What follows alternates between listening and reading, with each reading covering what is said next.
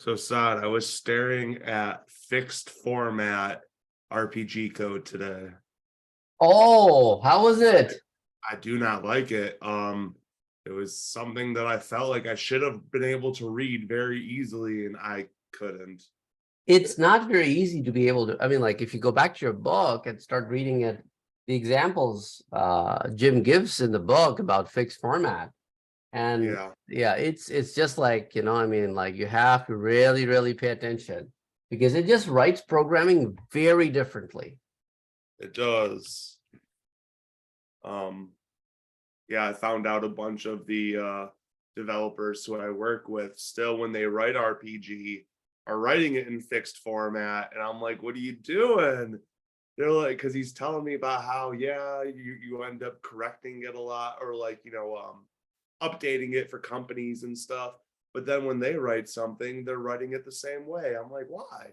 Why wouldn't you write it in a free format? Okay, I mean, Cool. And that's been the struggle for IBM for a very long time. It still is a problem that IBM want to modernize, but the workforce does not want to modernize itself. I mean, it's a problem. He said there's 60 years of old code out there, and at this rate, by the time we get to their age, there's going to be 80 years of old code out there because they're all still coding this way. Absolutely, absolutely. And it just take forever. I mean, like some of that code may become legacy code, but I don't think so that they will. I'm like, nobody has the manpower or the money to tell people to rewrite what works. Mm-hmm. Yeah, until and unless they come up with some fancy artificially intelligent tools. Yeah, like a converter tool. Yeah, So they had some tools many years ago. One of my graduate students, she was working for this one company and she was using some of those tools. But man, she said after conversion, she would still have to spend hours fixing the code. Yeah, it wasn't perfect. Was not at all. Yeah. So before we dive into what I want to show you, I want to also share with you this one picture from the book, which talks about that all your tasks be numbered, and that's what we'll be doing in the software, should have a description, and all the tasks should have a duration added to them. And if there are tasks that are dependent on other tasks, those tasks will be the predecessors. So when calculating or estimating the duration, there are three factors. One is called the best case estimate, one is called the probable case estimate, and one is called the worst case estimate. And we use this formula, B plus 4P plus W divided by 6, so that we take an average of the three. Let's take, for example, the project developer or project manager said, okay, we could do this project in 20 days, like business days. That's the best case. The worst case is 34 and the probable case is 24. So he plugs all of these things in the formula, and then he comes up with this 25 as the average of the three. Okay, so that kind of stuff. Anyway, now going back to the green screen, going back to the V2 Cloud, and I want you to click the Windows button and scroll down to the letter P and click on Project.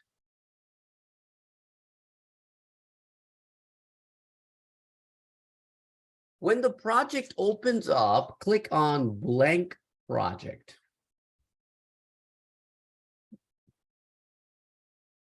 This on the left-hand side, what you see like an Excel spreadsheet kind of stuff, that's where you list your tasks, you give them duration, and you pretty much do everything that you want to do. And then on the right-hand side, the chart builds.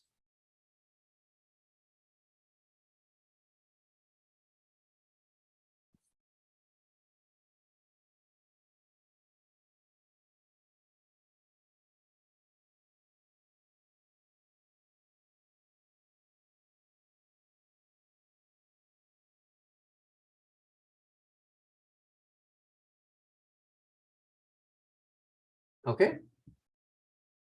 So was everybody able to find this?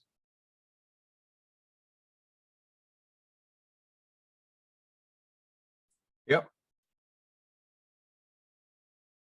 So now let me come up here, and in the very first one, we will going to say, I want this one to manually be scheduled. And this is the task, which I want to call planning stage for my project. The planning stage for my project will last for, let's say, 9 days.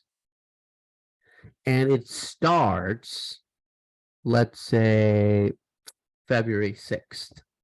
So you see that it automatically calculates the finish date. And right away, it makes this bar symbol for you right here on the calendar. Then you go to the next line and you say, okay, this one will start auto-scheduled, okay, auto-scheduled. So you can see that it says, oh, okay, so you want me to have a default duration of 1, and I'm going to start on the February 3rd, will end on February 30th. You'll say, no, I'm going to tell you what happens, the details, right? So with the details, you can just go there and you say, okay, this is my requirements gathering stage. As soon as you hit enter, it just makes it appear on 2 lines.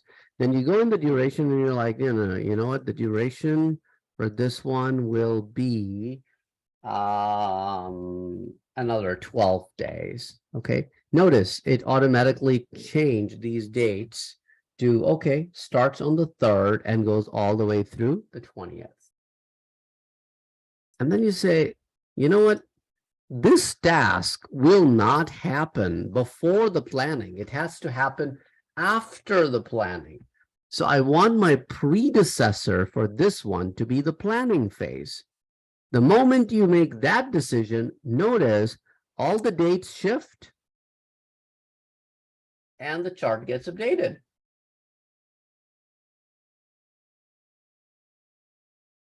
You guys following that?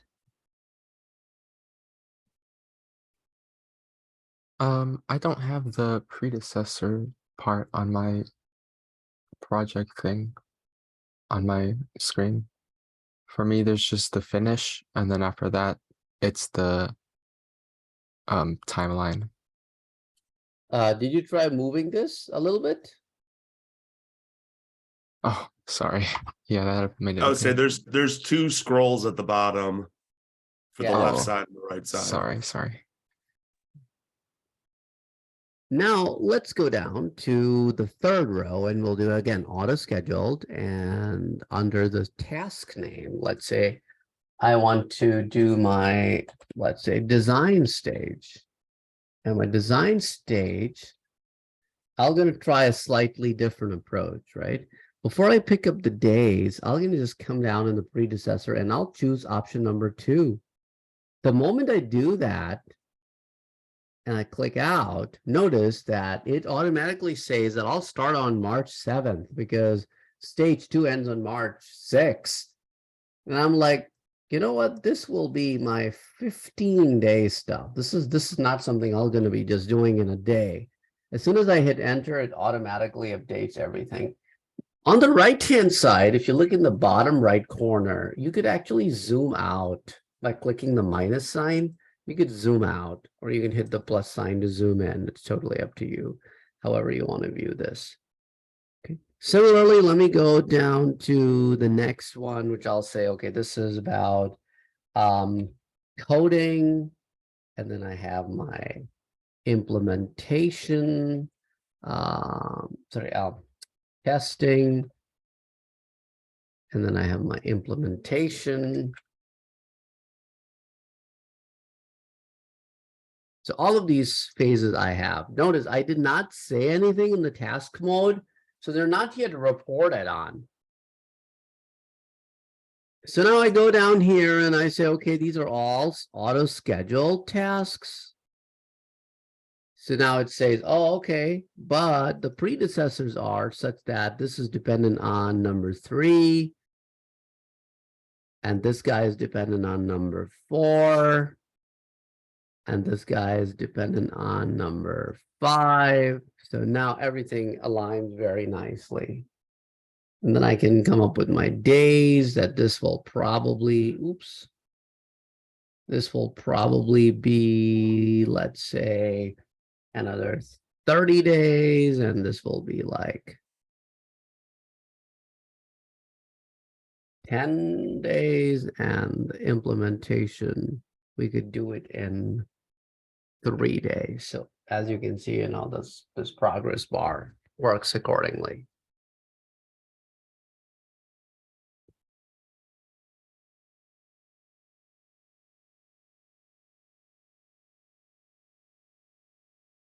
As you can see, it just perfect. If you click on the bar, it aligns itself to the line that it represents. Plus, there's a format tab. You guys can click on the format tab and you can say, and I want my colors to be whatever color scheme you like. You can choose different color scheme from this gallery. Solid colors or multicolors, whatever.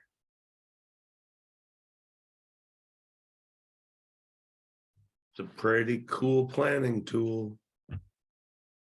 Yep. So if I click on my predecessor, like the very first task, and on the task tab, if I click like, I am, let's say, 75% done. So as soon as I click on this one, notice there's a little line that starts filling in the middle. That shows that this process is like 75% done.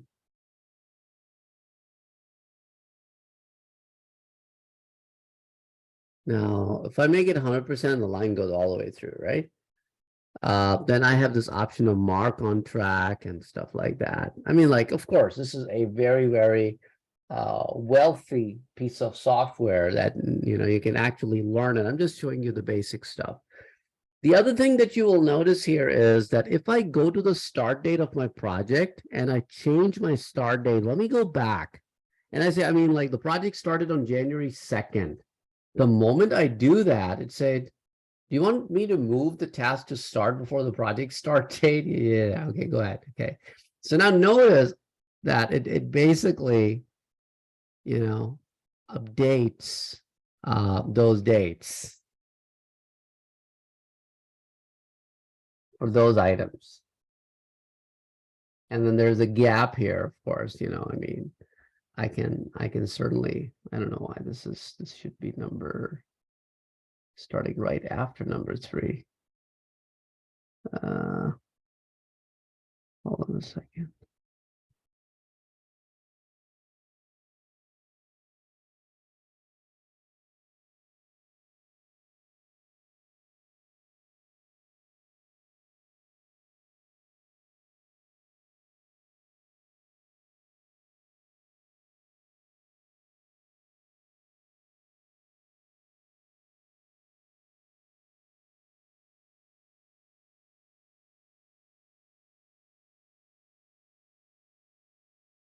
You move task 3 of the project to start.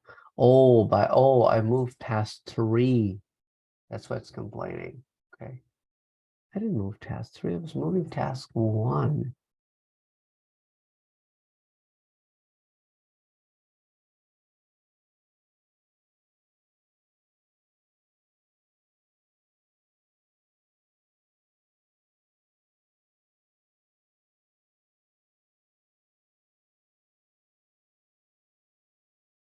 Strange.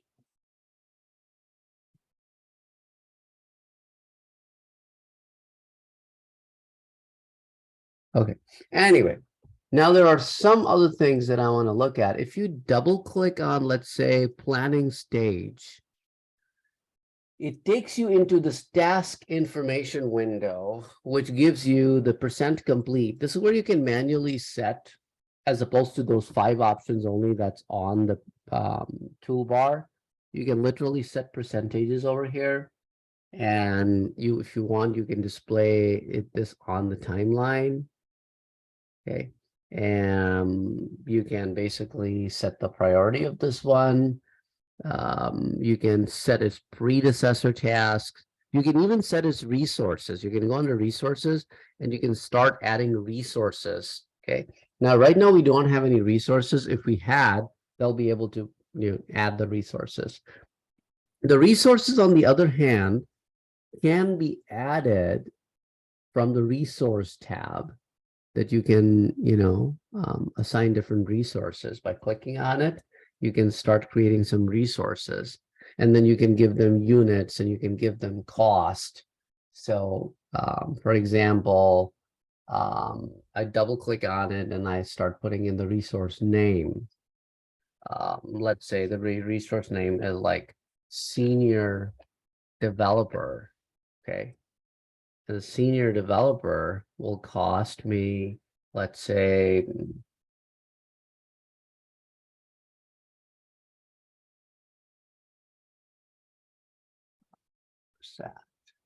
cost. Okay. The standard rate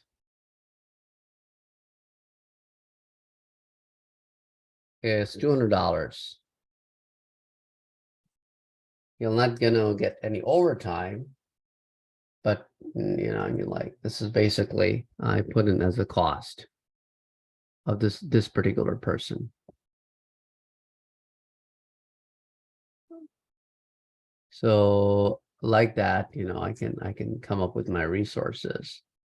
When this person is available, this person is available, not right now, but he'll be available on March 1st.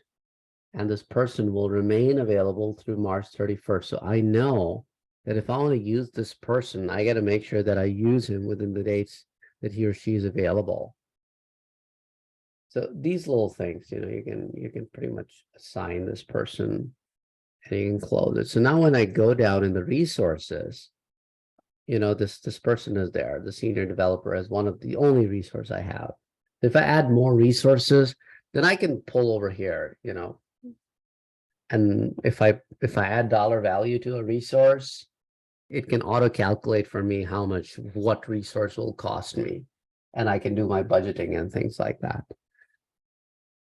Besides that, it gives you some views. If you click the view tab, and there is a Gantt chart, right? If you scroll down and you click on tracking Gantt chart, you actually get to see the percentages, and you get to see this little timeline at the top. Okay. If you want to see the network diagram, you can click the network diagram icon and it shows you the network diagram. So this is all dark color because I'm done. That's why it's crossed out. And then, I have all of these different tasks lined up for me in card format. This is network diagram format. And then I can actually go to the calendar format. And now the whole project is in the calendar format. It tells me what's happening. And I can then look at some other like task form view. I can look at like task sheet view, which is what we were looking at before, or just go directly to Gantt chart.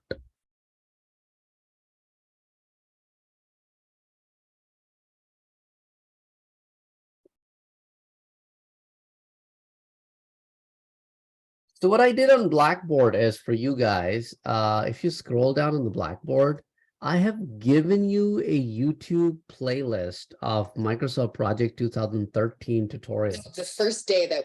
So, somebody else put it together. Building your online business?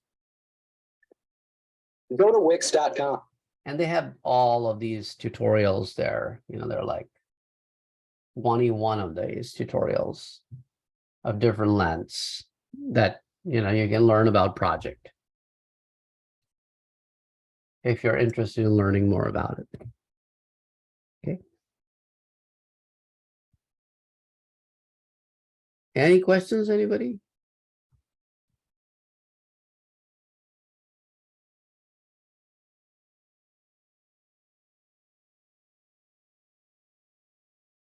Also, if you switch back to the Blackboard, there's a web link called Difference Between PERT and CPM. I want you to visit that web link and I want you to read this. So we're going to set aside maybe like 10, 12 minutes for this. So let's meet back at 7. So I want you to read this. If you have time, maybe you can play the video at the bottom. So let's meet back at 7 o'clock.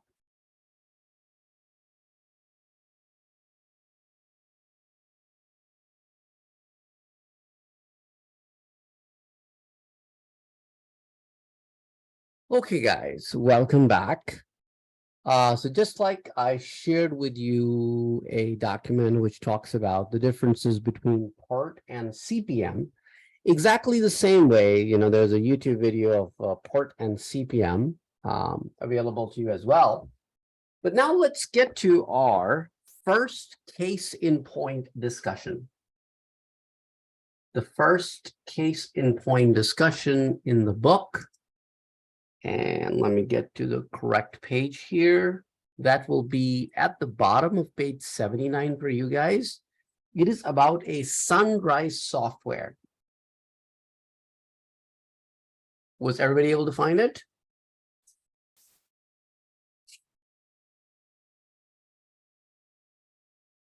Okay. So now this will be a break room discussion that you will have with the people that I'll put in the room with you for 15 minutes on this particular case. And when you guys come back after 15 minutes, we will see what you guys discussed with your group in your breakout room. So I will be sending you into the breakout room now. Our groups here. So room number 1 was Kyle, Oscar, and Robert. What's your take on it? Yeah, so we agreed that there's no way that 100 people could accomplish the 100-person day task in one day because you need to schedule what everyone needs to do, and that would take just scheduling the 100 people and figuring that out would take over like a couple days or even weeks. And so we thought that the optimal number of people for this project would probably be 10 people because they could all report to one manager, and that would keep things simple and keep communication easy between them. Okay. Room 2, Cole, Jack, and Jordan.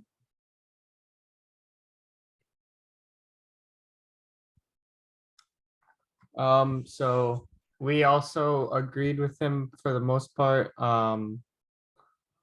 We were trying to decide how many people would be the correct number, and we realized, in our opinion, that it would be different depending on the project.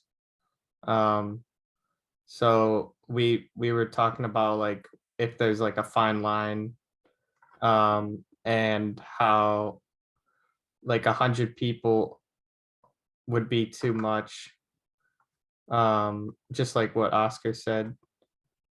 And basically, I don't remember what we said for this project though. Do you guys remember what we said for this project? Cole, Jordan. I know Jordan doesn't have his mic right now, Oh, okay. but yeah, that's about what I got out of it. Okay.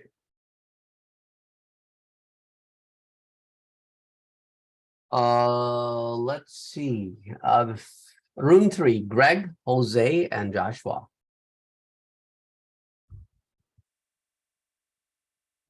It's Josh Gardner, I mean. Yeah. Yes, go ahead, guys. You guys are better speakers than I am. Oh, come on. I mean, we pretty much agree with everyone else that we feel that with 100 people, it would be a tough job to get done and to organize. The only way, I mean, I'm just sort of thinking off the top of my head right now, but the only way I could see it working, because clearly it does. I mean, if you think of all of these major tech companies, they have way more than 100 people working towards a singular goal, but it's just about how you break up those goals into, if I can say, subroutines or something, and bring them into smaller chunks. Do I think that having a large number of people working together like that works? But it's going to take, I still don't think you would get 100-day job done in one day with 100 people. Absolutely. Because that would take a lot of startup to organize all of that. But once the gears are greased and everything's going, I think that you could get a rather large job done faster with more people, with the proper communication and organization.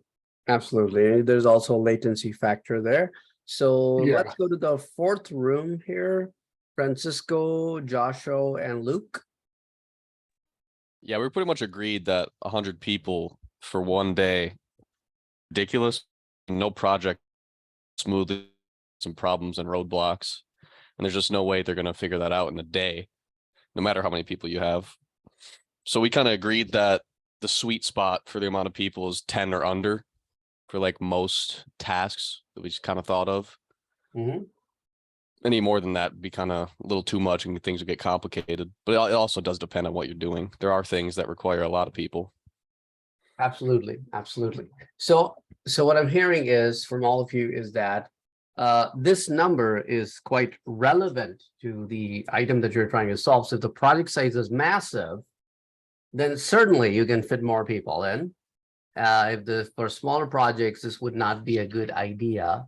And of course, when the project is bigger, the complexity is more. You may have to meet more too. There'll be a lot of meetings. When there are a lot of people involved, you need to report on everybody. There gotta be a lot of meetings.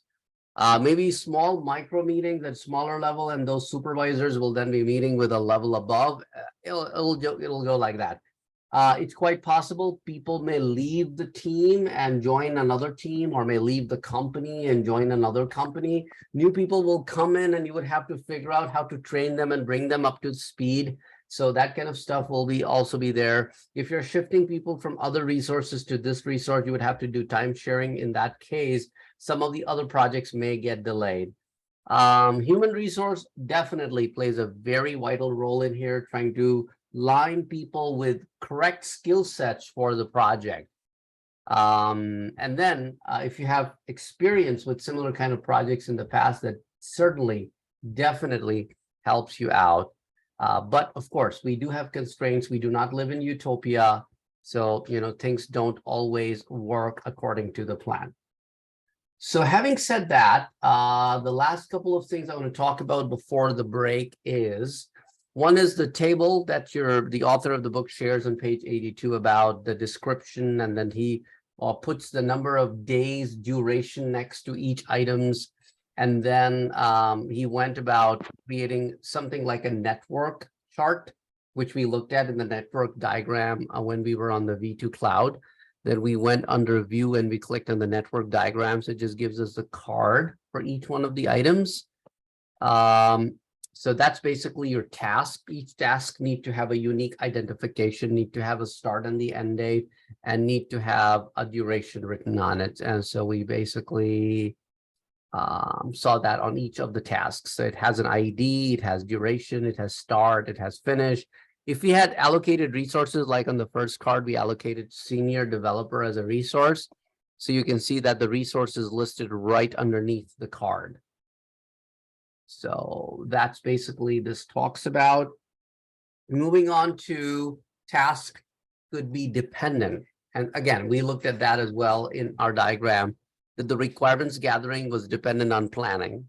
So planning is the predecessor of requirement, and requirement is the successor of planning. Either way, it means the same thing. So here the author gives you an example of dependencies to create document is dependent on prepare outline. So if prepare outline takes 5 days, then create document cannot start until the 6th day. Similarly, it's possible for you to have a predecessor to multiple tasks, which will then run simultaneously in parallel. So arrange interview or design surveys, none of that could happen before the 30-day duration of developed plan. Once the developed plan comes into play, then arrange interviews will go for 30 days, but design survey will end in 10. But both tasks will start at the same time.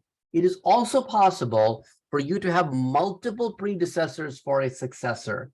In this case, obtain authorization run for 15 days and create job description run for only 5, but conduct interview cannot start for the first 15 days because conduct interview requires both of them to be done. That's why it starts on the day 16.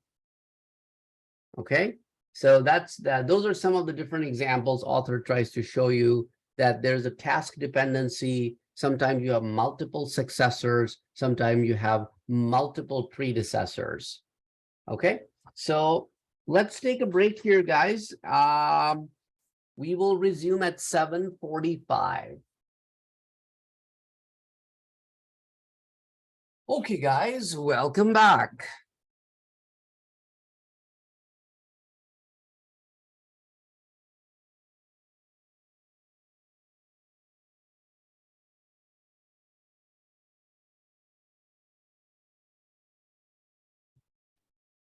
So before we went on break, we were talking about the predecessors and successors. Sometimes successors would have multiple predecessors. Sometimes predecessors would have multiple successors.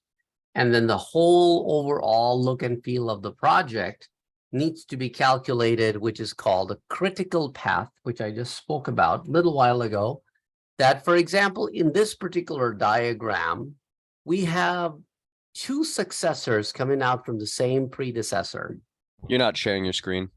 Oh, thank you. Thank you. Okay, here we go. So I'm on page number 86, calculating the critical path. So here we have a successor. As I have a predecessor and 2 successors are coming out of it. And then both of these successors are predecessor to a common task. So when you are calculating your critical path, you have to keep in account the longest one. So this is 10 days. We know that. Nobody's running in parallel. This is 30. Nobody's running in parallel. But these 2 guys are running in parallel. So we're going to take the longest of the 2, which is 25. And then this one runs for 30 days. So what will be the critical path? The critical path will be 10 plus 30, 40. 40 plus 25, 65 plus 35, 30 plus 30, it's 95 days. That'll be the critical path.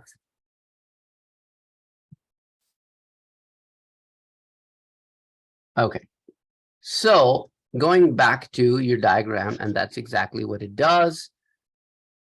1, 2, 4, and 5. That's a critical path. Okay, next talks about the project monitoring control.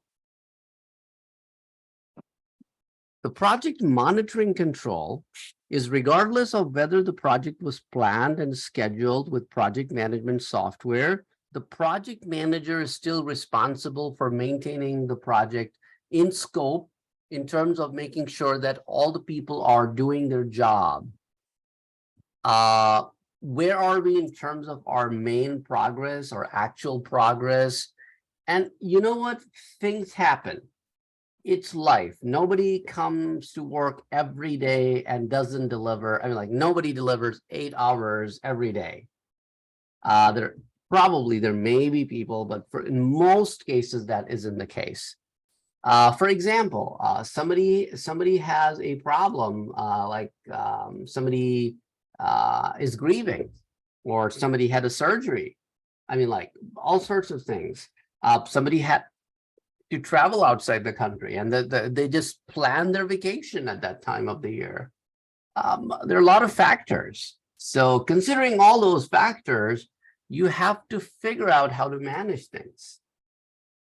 So that's not easy, because the variables of life are very different. So the bottom line is that you need to be able to monitor the whole process. You need to review it. You need to get updated. And if anything goes off schedule, it is the responsibility of the project manager to notify the authority as soon as you hear about the discrepancies, or you are falling short of the deadline, or you think you may run out of budget. I mean, all of these things, it needs to be addressed and escalated. So maintaining a project schedule can be challenging, and most projects run into at least some problems or delays. There's one more aspect. I just got reminded. A friend of mine was working for a pharmaceutical company, and he was behind the scene a systems analyst, right? The problem was majority of his team was outside of the United States and was placed in a country where there is a time difference of 11 hours. Whew, right? That makes my 1 hour difference between where my company is and where I am seem insignificant. Oh, so your company is housed someplace else? Yeah, they're in Michigan, so they're an hour ahead of us. Oh, yeah. So like my work computer, I set now to an hour ahead, and I'm constantly having to, I mean, I know it's only an hour, but I'm constantly having to think about that. Right. You probably, I mean, like 7 a.m. for them is 6 a.m. for you. Yeah, luckily they started 8:30, so I started 7:30, so we're 7:30. good. And then, Yeah. when they get done at like 4:30, you're basically done at 3:30, for example. 5:30, 4:30, yep, 5:30, yep. yeah, whatever it is, yeah. Yep. So that way, you save 1 hour over there. So yeah, I mean, for him, the problem was there were some crunch times in the project where he had to be up all night on Sunday, because it was Monday for his team in India. His team was. So, and then he would still have to go to work Monday morning because he's in US.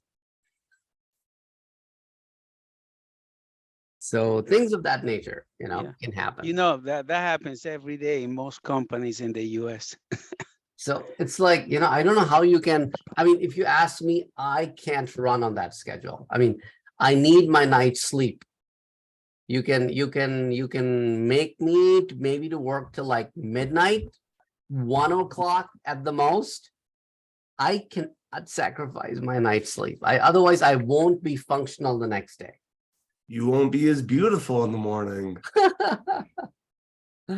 So it's like, I don't know how some people do it. I don't know how they do it. It's just like everybody's different.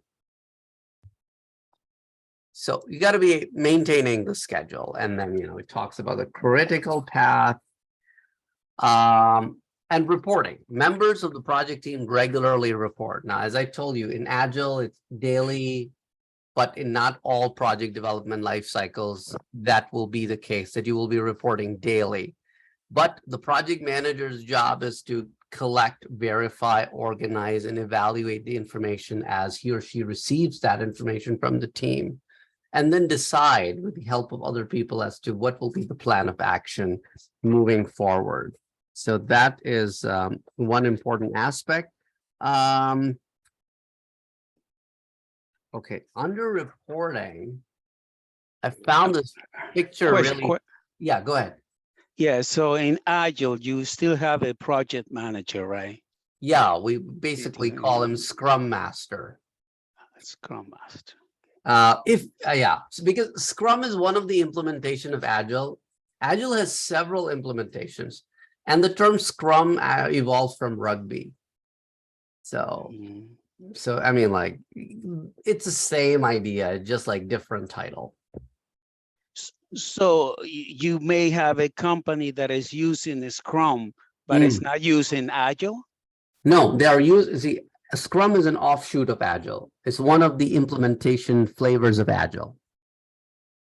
Okay, what are other implementations besides a Scrum? Scrum, okay.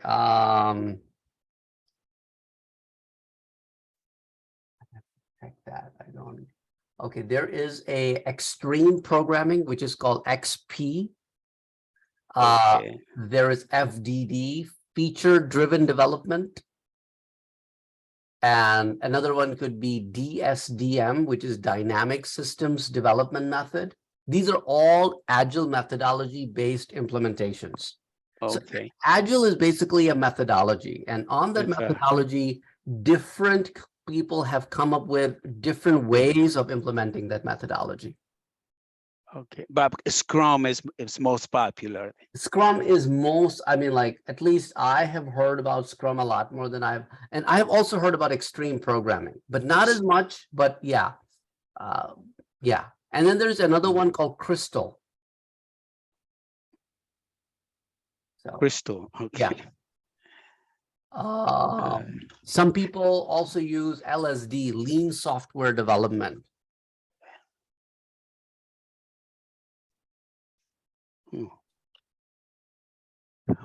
Okay. The other question that I had was for, I guess, would you have a project manager regardless of the size and complexity of the project? Oh, See, it depends on, sometimes a company would have a hierarchy. For example, sometimes you would have a project manager overlooking IT managers, and each IT manager would be overlooking several projects, like a lower level project manager. And then you sometimes they have like senior project manager and junior project managers. It all depends on what kind of hierarchy they want. It depends on how much is going on widthwise. How much can you stretch themselves? right. And this would be happening mostly in large companies, right? Yeah, Large like for organization. example, yeah. For example, I happen to look into Abbott because I work very closely with them for a few years, and I saw that they have this, and this was before Abway came out of Abbott. So it was just one big giant company. And I saw this hierarchy. It was amazing how many positions they had. Unbelievable amount of breadth and width. I mean, like in depth. I mean, like, it was just like crazy. Okay, thanks. So looking at this diagram over here, of course, we have moved on from this kind of regular meetings on wall with paper. You know, probably, I don't know about when this pic was probably, you know, this looks like some kind of a interior designer or decorator or something like that talking about coloring scheme. I don't know. But I'm saying, you know, traditionally, you wouldn't have a meeting like this, especially in IT.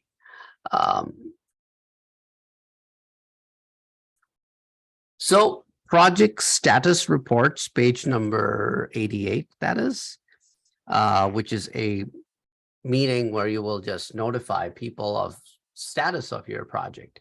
Sometimes these can happen via email too. I've had situation where we will get an email at the end of the day that I need by tomorrow morning, the status report on your progress. And that's also in the yesteryears. Now, nobody does that because everything gets reported on software. It is part of your project that everybody has to report on whatever they did before they say, okay, that's the end of the day for me. You know, I mean, like, you have to go out to the software and you got to report on your progress on a daily basis. And the project managers maintain the dashboards. And if somebody asks them for a report, they can easily run a report from a dashboard. Or they can actually done drill down reports if they really need to look into one particular person's progress. You know, somebody complains that, you know, so and so is not doing his job or is falling behind. So you basically do a drill down report of, you know, where are they? How, I mean, like, and compare them to where they should be. And then maybe, you know, talk to them as to, hey, what's going on? You know, why are you falling short? It's, you know, that's how we do it. Dealing with problems, you know, here we go. You know, we're just talking about it. Dealing with problems, people problem. Another big problem I've noticed working in industry, people not getting along. They just don't get along. They're perfectly fine for the corporate culture of the company. They are just not clicking on individual level. So it's like, it's not like they were bad hires. It's just like they're good hires, but they just can't work with each other. They have totally different approach towards things. For example, one person is okay putting in extra hours just to get things done. The other person is like, no, I'll take care of it Monday. I mean, like the other person, like, oh, you know, let's put another 2 hours Friday night and let's get done with it. You're like, no, it's 5 o'clock. I'm going home. I'll take care of it Monday. So it's like different approach towards things.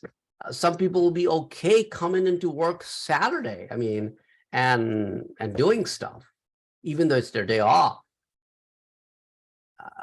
And then the other people will not going to be on that.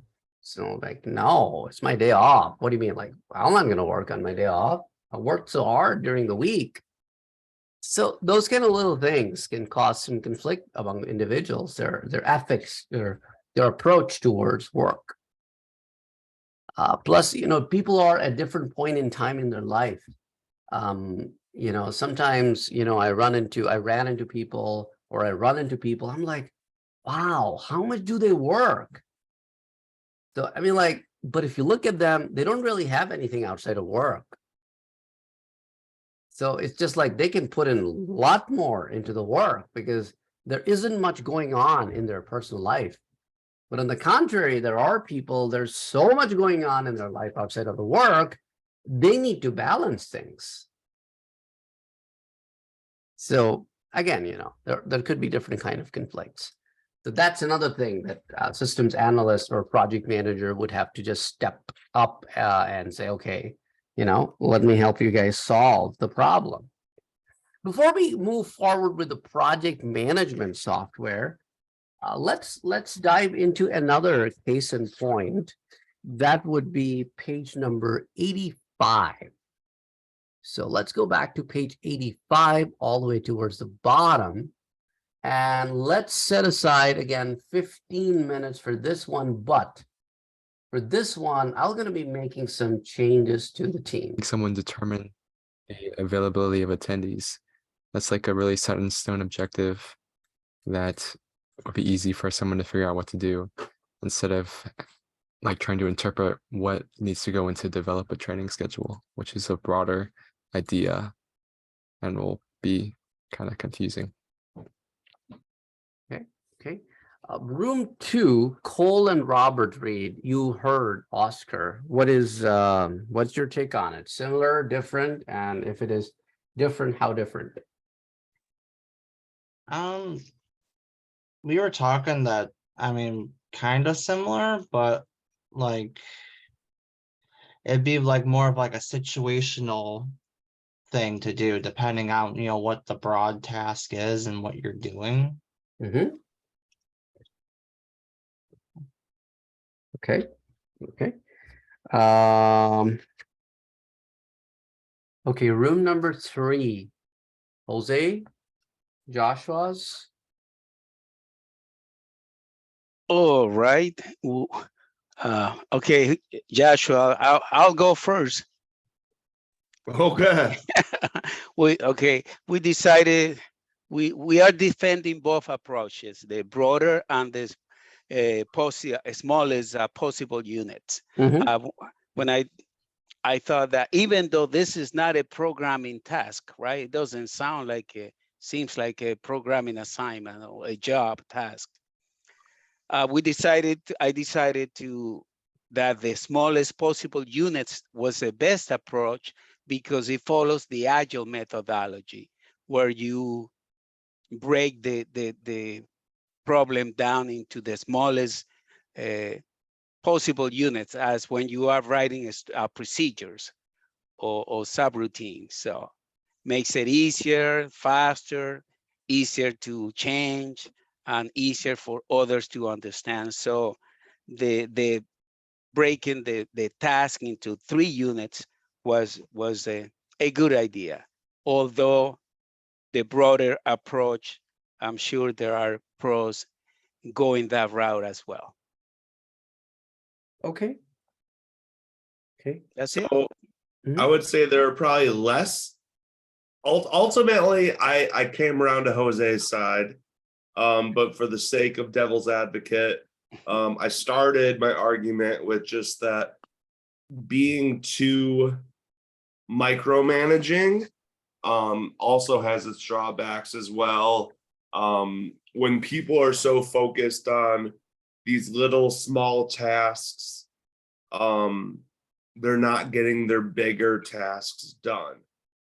You can almost load them up with so many small little things that they're not getting the big picture done, and that would be an issue as well. So I guess I see it as 2 extremes of either side would be a problem. Okay, I see. Okay. And Greg and Luke. So there are pros and cons to each of them, but when we first started, I was thinking that the project manager team leader was handing it out to other teams under them and they could break it down. But if this is if they're just handing out the smallest tasks to individual people under them to take care of. Sorry, I'm probably a little bit confusing with that. But it depends on where they are in the ladder of responsibilities. Because if the project manager is leading teams who are handing out tasks to people, they don't need to be breaking it down as small as possible. They'll go ahead and develop a training schedule, and then the leader of that team will then break it down for their team to take care of. Because the project manager needs to be also dealing with the this is probably HR, so they'll be dealing with the HR heads and things like that. Okay, I see your point. Okay. Last group, Jack and Jordan. So we mainly oh, he put something in the chat. Okay. The pros and cons of over managing are that you know what will get done exactly and how to break it up, but it'll take longer and lower morale. The pros and cons, a broad task is it'll let people have freedom to what they're doing, and it could be less stressful for them. A con may be that management may also not know the details of all of what they're doing. Okay, I see. Okay. So Jose, Josh, and Josh, did you notice one thing in your room? In our room, Yeah. JJJ. Yeah. Oh, that was the first thing we talked about. You guys didn't mention that. Just wanted to tell you that. And that was the case in room 5 as well. It was Jack and Jordan. Half of you have your names. Half of you have your names starting with the letter J in this class.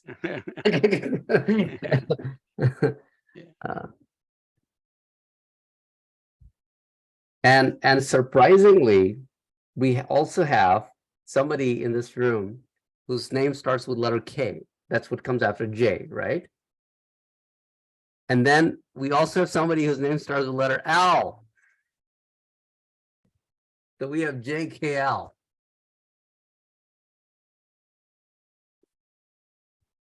Pretty interesting. Okay. Yeah, GGJKL, right? Looks like somebody is learning to type. That's what they do, right? When they give you those typing tutors. And and also on your keyboard, if you notice, JKL are next to each other. Yeah, yeah, that's right. Okay. So now moving on to our next item, which is about risks. That is page number 93, risk management.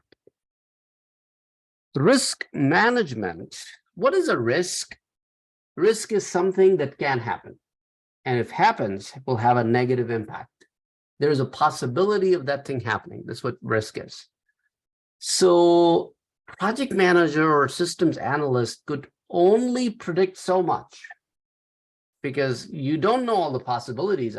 There is a possibility that somebody will hack. So based on whatever tools are available to me, I will safeguard myself as much as possible. There is a possibility that resources will not be available. There is a risk that we will be short on budget or short on time. I mean, like there are a lot of risks there. So as a project manager, you need to have some kind of a risk management plan in place, which includes a review of project scope, stakeholders, budget, schedule, and any other internal or external factors that might affect the project. External factors could be as high as government, and internal factors could be HR, could be team, whatever. You need to be able to identify the potential risks and likelihood of they occurring, and what is your action plan? If that occurs, what will you do? And is this risk a qualitative risk? Will this affect the quality, which you can't quantify? Or is this quantifiable? So this is a nice representation of when you are putting your risks down. Some risks are likely to occur more often, but will have very low impact. On the contrary, other risks have a very high factor of occurring, but they probably will have, bigger impact. Some will have low occurrences, but will have high impact. I mean, it depends, what kind of risk it is and what kind of effect it will going to be doing. So that's basically about the risk management. Moving on to managing for success. So project management is a challenging task. You probably would have already seen that. There are a lot of challenges. That's why they would not make just anybody off the street a project manager. In fact, if you want to appear for a PMP, project manager certification, they want you to already have a project management experience before you can even appear in the PMP cert. And projects, Does that make sense? Because the kind of questions they have in the PMP cert, you can't answer them if you just have bookish knowledge. Some seasoned project managers sometimes get puzzled with those questions because a lot of these questions are like this. Okay, this is the problem, and these are the 4 scenarios, and all 4 scenarios are right. You got to pick the best of the 4 scenarios. So that's how the exam is geared towards. It's just more towards the practicality and decision making and on the spur decision making and how are your analytical skills and are you able to evaluate everything? I mean, that's basically one of the things that they want to make sure the person gets out of it. So that's the nature of the beast. So it's very important for you to be able to pay attention to what options are available, what alternates are available. If a project is in trouble because of lack of resources or organizational support, management might be willing to give the project more commitment and higher priority. So here, the author talks about Brooks' Law, where he says that in some situation, adding more people to a project actually might increase the time. We already talked about that, right? If 2 people can paint a room in 1 hour, now adding 40 people will not gonna do it in a minute. You can't really fit 40 people in a room to paint a room if it's a small bedroom. So things of that nature. So to be successful, an information system must satisfy business requirements, stay within the budget, be completed on time, and most important of all, be managed effectively. Okay, moving on to the business issues on page number 95. The major objective of every system is to provide a solution to a business problem or an opportunity. That's the whole reason of the existence of the problem. If the system does not do this, then it's a failure. If it does it, it's a success. It's just a simple formula. Systems fail because sometimes the requirements are unclear. The documentation was done poorly. The scope was not well defined. The targets were imprecise. What was sold was not realistic. The timelines drafted were not realistic. Somebody didn't do the job. The people didn't do enough testing of the items coming through. In implementation phase, there were a lot of failures because of XYZ thing was not tested in the alpha testing or beta testing.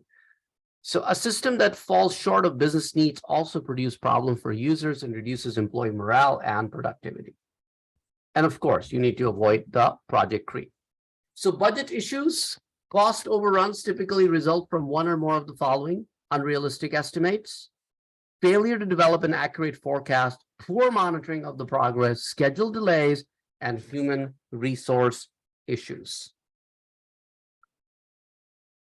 Schedule issues. Problems with timetables and project milestones can indicate a failure to recognize task dependencies, confusion between effort and progress, poor monitoring and control methods, personality conflict among team members, or turnover of project personnel.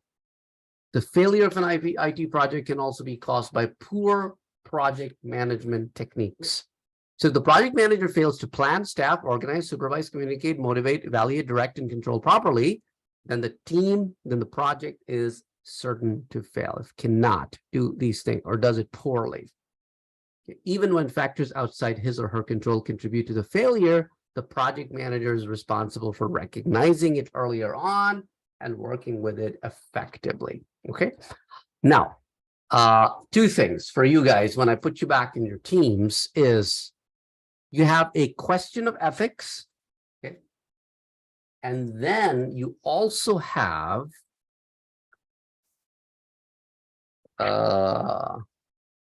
case in point number 3.3.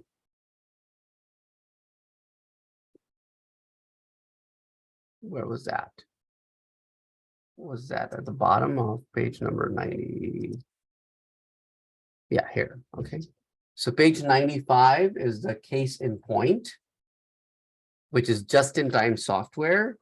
And you also have the question of ethics. Okay. This time I will be doing a slightly different approach. I will create 2 big rooms as opposed to creating 5 rooms. So you'll have 6 people in each room talking about this for the next 20 minutes, both items, and then each coming back with their findings, and each team will have 1 representator. Okay, so off you go.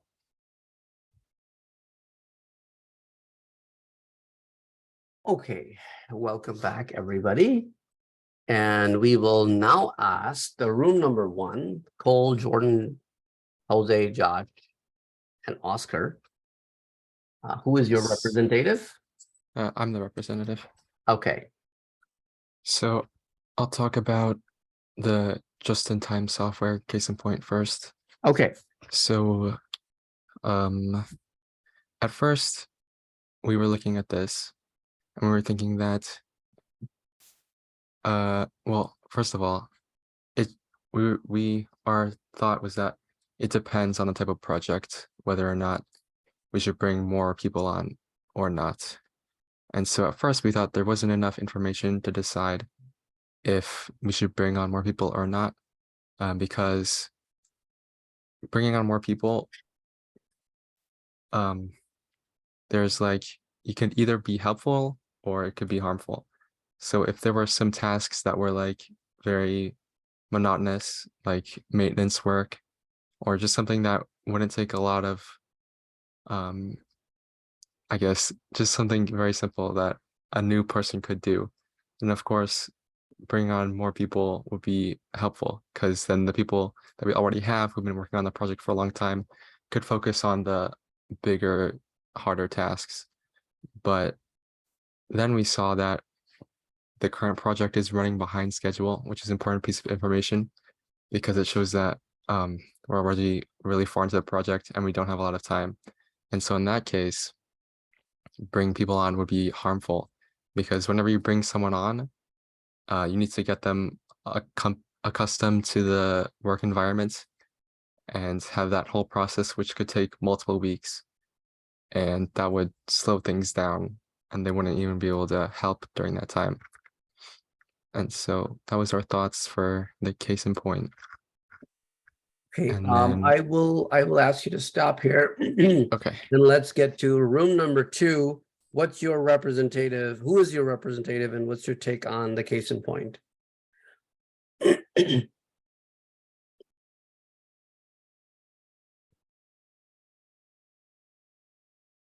Room 2 had Francisco, Greg, Jack, Kyle, Luke, Robert.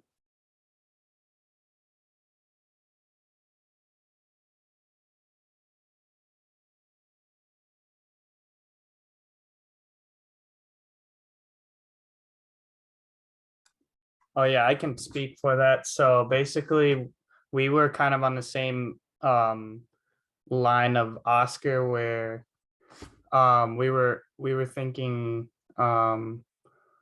that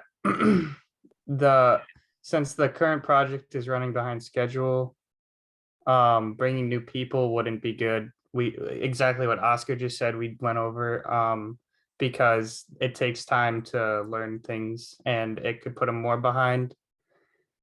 And we talked about how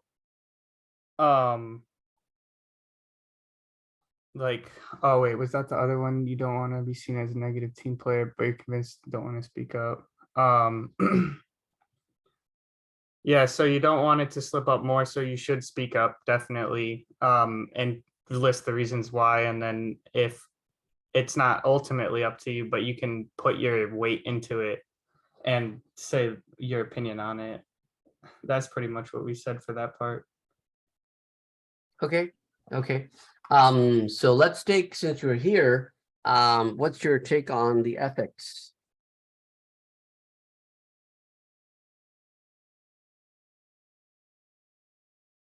Question of ethics. Room 2. So Yeah. for the question of ethics, we said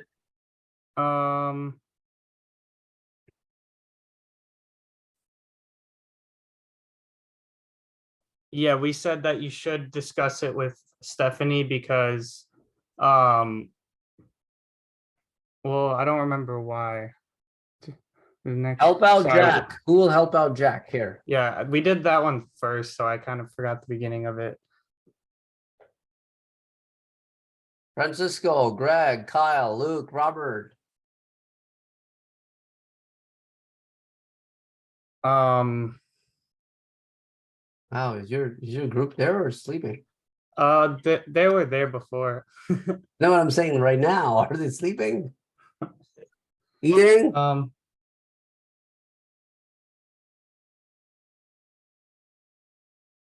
Hello, guys.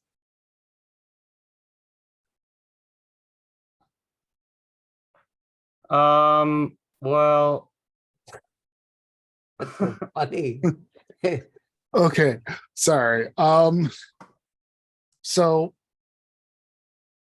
like you kind of have to get her to change her mindset, because at this point she is just so focused on the, oh, we can catch up, I'm going to be in trouble if I don't. So you have to get her reoriented in a way that will help the group work on the project. And you also have to think about the sunk cost fallacy, because if you are going the wrong direction, with a sunk cost fallacy for everyone else, if you put so much effort into something that is going wrong, you think that it's better to continue on instead of losing the resources you have. But in the end, you are using even more resources it would take than to reset and go again. So it might be best to like get some help from outside to inject the right ideas and things like that. Okay, okay. Going to room 1, about the question of ethics. So, Yes. Oscar, go ahead. So we thought that definitely you should bring something up with the manager, because if you were to wait until the report in 3 weeks, who knows, just delaying it, and then it could be end up delaying. You could say, oh, okay, we'll just wait another 3 weeks, and the cycle repeats and nothing really gets done and the project just fails. So definitely we would bring something up. We would say that just state the facts that it's not going well and something has to get done, because we're concerned about the state of the project. And yeah, that's pretty much it. Anything else, guys? And I can't think of anything.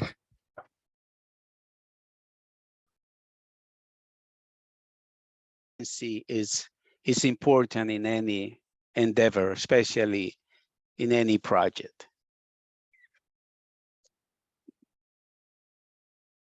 So basically, there is an emphasis from both of your rooms on communication. Yes.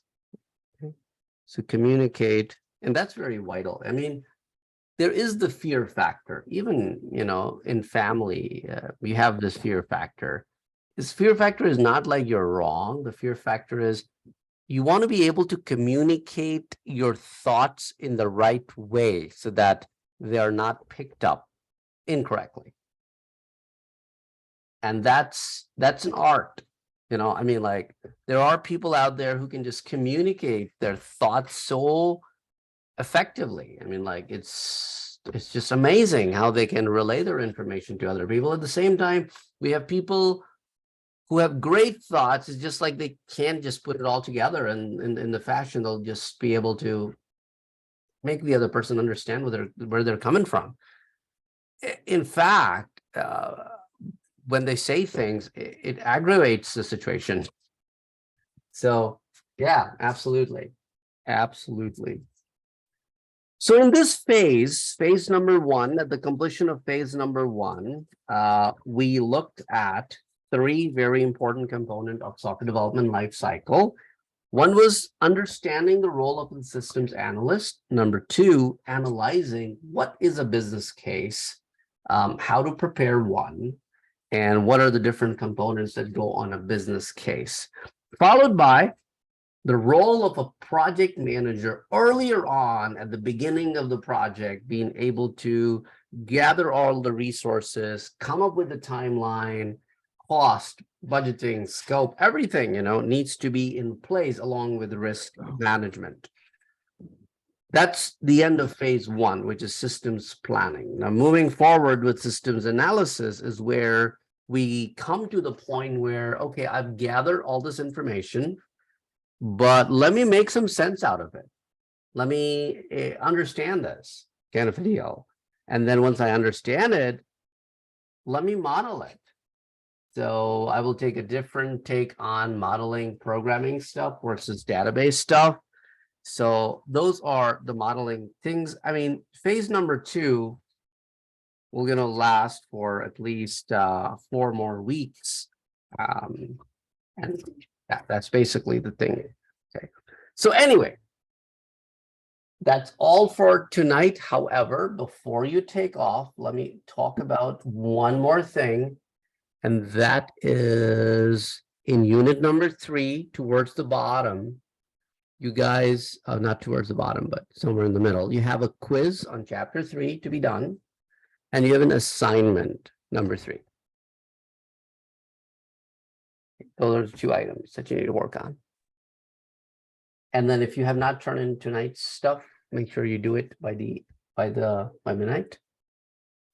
And then that's all for tonight then. See you on Monday. Thank Have a good you. weekend. Thank you. Have a nice weekend. You too. Have a nice weekend. Bye. Bye.